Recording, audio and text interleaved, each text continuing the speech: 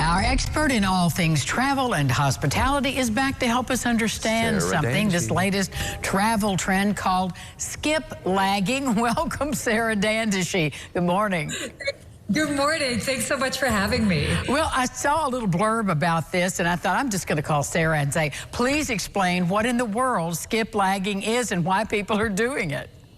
Exactly. Well, I think this is great. You bring up a wonderful concept because this is this new hot trend, skip lagging. So basically, skip lagging is sort of the practice of booking an itinerary where your stopover, so basically your layover is your actual destination. So what people are finding is sometimes, let's say you're trying to go from, I don't know, Montreal to Seattle, and there's a layover in Vancouver, and it's a cheaper ticket if you are ultimately trying to go to the city in the middle than actual to the final destination that the ticket is booked. So people are doing this as a way to find cheaper tickets, but the issue with it is that you then have the second leg of the trip that nobody ends up flying on. So a lot of airlines, as you can just imagine, are a little bit up in arms over this because it gives them a hard, they have a hard way, it's harder for them to be able to predict how full their flights are going to be if somebody doesn't show up for the second leg of their trip.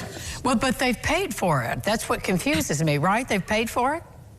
Yeah, no, they've paid for it. So this is why it's so interesting, is that there are a couple of reasons why that fare is actually different. So sometimes, let's say you've got an airline that they have a hub in a specific destination and they don't fly direct to certain cities. What they'll do is they'll make those routes with a layover less expensive to compete with those airlines that might have direct flights.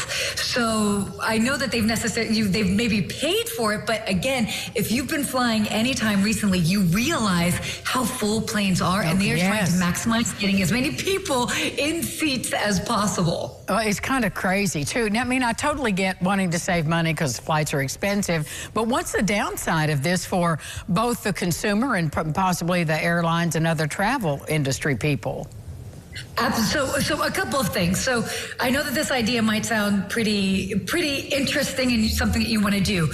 Now, keep in mind, if you do not continue on the flight that you have booked, so if you do not go on that second leg and you have a return flight, your entire ticket will be canceled. So this is you can only do this if you're flying one way.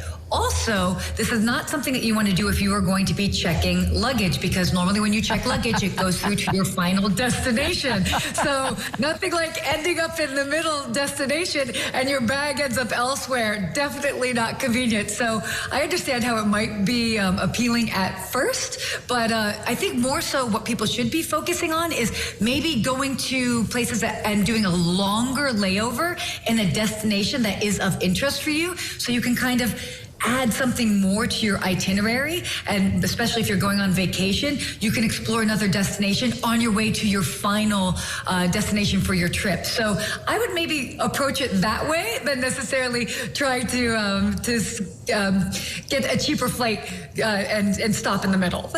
Well, that is just really crazy. It's really something. Thank you for clearing the air about skip lagging. I'm sure we'll hear more about it in the future, Sarah. Absolutely. We'll be talking more.